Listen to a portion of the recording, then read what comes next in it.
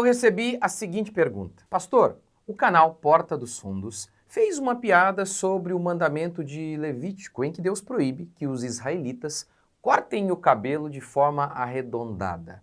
A crítica deles é que isso seria ridículo. E Deus lá tá preocupado com corte de cabelo? É óbvio, então, que a ideia aqui seria o seguinte. Tá vendo que isso é um livro humano? Pois a zombaria deles visa retratar isso. Isso aí é um livro de homens. E aí? Deus está preocupado mesmo com o corte de cabelo das pessoas? Tá sim. Bora lá, curta, comente, se inscreva e bora para mais um vídeo. Vou dar só uma arredondada aqui no pé. Vai na tua. Tá de sacanagem, irmão? Cortando os cantos do cabelo de forma arredondada? Tá nas escrituras que não pode, p***. Não cortareis o cabelo arredondando os cantos da vossa cabeça, nem danificarás a ponta da tua barba. Vamos lá. O texto de Levítico está lá em Levítico, o texto polêmico de cortar de maneira arredondada está lá em Levítico capítulo 19. Não cortareis o cabelo em redondo, nem danificareis as extremidades da barba. Pelos mortos não ferireis a vossa carne, nem fareis marca nenhuma sobre vós. Eu sou o Senhor. Qual o propósito disso aqui? Tornar Israel uma nação diferente de todas as outras em todos os aspectos, diferenciando-os daquelas nações pagãs e idólatras. O corte de cabelo, o tipo de corte da barba, fazer a tatuagem pelos mortos, tudo isso era costume dos pagãos, que identificavam aqueles povos como nação e também se associavam aos seus ídolos. Quando você vê um homem, por exemplo, com um kilt, aquele vestido escocês, você logo sabe, ali tem um escocês. Ou seja, a questão estética, ela comunica identidade. Ou seja, por meio da questão estética, nós podemos sim comunicar identidade.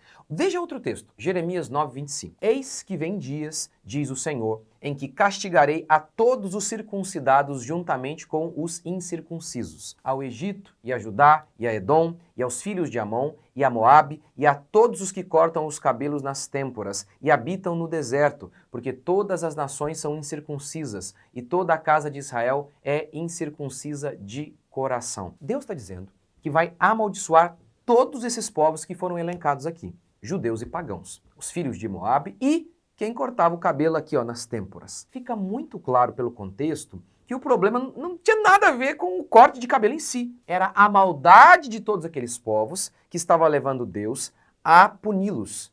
Agora, a questão do corte de cabelo era a identificação, para identificar um povo. O texto, por exemplo, fala sobre os circuncisos. Eu vou punir os circuncisos. Então ele está falando da circuncisão que era dos judeus. Mas, ora, os judeus não estavam sendo punidos porque eles se circuncidavam, mas a circuncisão os identificava como um povo. Do mesmo modo, o corte de cabelo nas têmporas era próprio de um determinado povo. E mais uma vez, note em Levítico 19, 27 e 28, que Deus, ele termina essa sessão em que ele proíbe a questão do cabelo arredondado ali com um "Eu sou o Senhor". O que é isso? Eu sou o Senhor é a afirmação de que Jeová é Deus. O Deus de Israel é o único Deus. E se aqueles homens de outras nações tinham seus costumes, como por exemplo de cortar o cabelo para se identificar com seus deuses, em Israel, os israelitas não fariam isso. Para ficar bem claro qual era a identidade dos israelitas. Estes aqui servem ao Senhor, o único Deus. Várias vezes nós lemos no Antigo Testamento Deus dizendo que a sua nação, Israel, era um povo separado, diferente de todas as outras nações. Por exemplo, Êxodo 19. Agora, pois, se diligentemente ouvirdes a minha voz e guardardes a minha aliança, então sereis a minha propriedade peculiar dentre todos os povos, porque toda a terra é minha, e vós me sereis reino de sacerdotes e nação santa. E a palavra santo aqui significa separado, para mostrar que Israel era separado de tudo mais. Durante a libertação no Egito, Deus prometeu: assim farei distinção entre o meu povo e o teu povo. Este milagre acontecerá amanhã. Deus enviou Moisés diante de Faraó para anunciar as famosas 10 pragas. E então Deus está dizendo: olha, eu vou enviar essas pragas sobre o Egito, mas sobre o meu povo eu vou fazer distinção. Amanhã haverá desgraça no meio dos egípcios, mas não haverá no meio dos israelitas. Por exemplo, chuva de pedras. Haverá chuva de pedra matando tudo entre os egípcios. A chuva de pedra, as pedras vão cair sobre o gado, sobre as crianças. Entretanto, no meio do povo de Israel, nenhum rato vai morrer. Percebe então como Deus ele o tempo todo ele faz distinção entre o seu povo e os outros povos. E a ideia de tornar o povo de Israel diferente era para que Deus revelasse a si mesmo por meio de Israel. Quando alguém perguntasse por que os israelitas são tão diferentes, então haveria o testemunho, porque Jeová é o Senhor deles. É Deus quem torna Israel tão diferente dos outros povos. E o mesmo se dá hoje. O testemunho de Cristo é visto por meio da sua igreja, da genuína igreja. Quando de fato um cristão verdadeiro, ele manifesta a obra de Cristo, ele manifesta o testemunho de Cristo, uma vida santa, as pessoas vêm e falam, puxa, essa pessoa é diferente. O que te faz diferente? E aí o cristão diz, é o meu Senhor, é Jesus Cristo. Portanto, a diferença entre israelitas e pagãos deveria ser em tudo, inclusive na questão estética. Eu vi um dia um trecho de um debate, eu espero estar sendo sincero aqui, porque eu tentei achar, não consegui. Mas o debate era assim, acho que era uma feminista e uma conservadora. E a feminista estava dizendo que as roupas não significavam nada, alguma coisa nesse sentido. Que não devemos julgar as pessoas pelas roupas. E aí a conservadora disse, descreva uma conservadora. Uma conservadora ela se cobre, porque ela entende que mostrar o seu corpo é se vulgarizar. E aí então a conservadora disse, descreva agora uma garota de programa.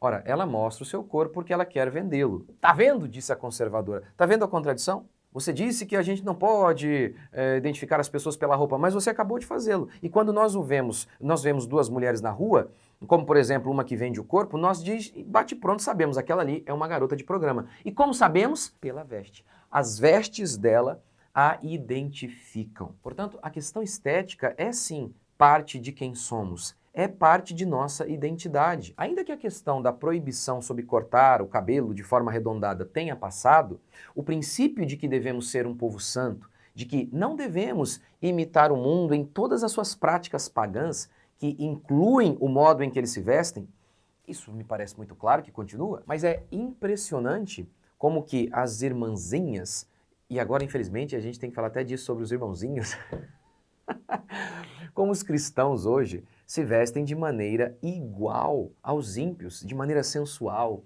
expondo o seu corpo, e isso é um absurdo. Assista a minha série. É uma das minhas séries mais assistidas aqui, a minha série sobre beleza, em que eu tento falar sobre quão importante é a questão da vestimenta. O que eu acredito é que, muitas vezes, num passado recente, algumas pessoas, algumas igrejas falavam sobre a questão da vestimenta, mas sem propriedade, sem dar uma boa base teológica, filosófica para falar do tema. Não pode isso, por quê? Eu não sei. E aí então, a partir dali, e várias ordens também legalistas, muitas vezes, associadas a esses movimentos, proibindo coisas que Deus nunca proibiu. Por conta disso, então, a minha percepção sobre o que acontece hoje é a seguinte. Ora, então, se no passado foi falado sobre vestimenta de uma maneira errada e muitas vezes até legalista, hoje a cura para isso é não falar de modo algum. Deixemos que as piricrentes continuem a desfilar nos prédios de nossas igrejas. Isso é muito errado. Nós devemos expressar a nossa fé também pelo modo que nos vestimos. Desde o Antigo Testamento até o Novo, a preocupação com a estética ainda faz parte do povo de Deus. O que você achou desse vídeo? Cite aí a sua opinião, escreva aí a sua opinião e assista a minha série sobre beleza. Gente, é muito linda essa série. Bora lá! Deus abençoe, gente. Valeu!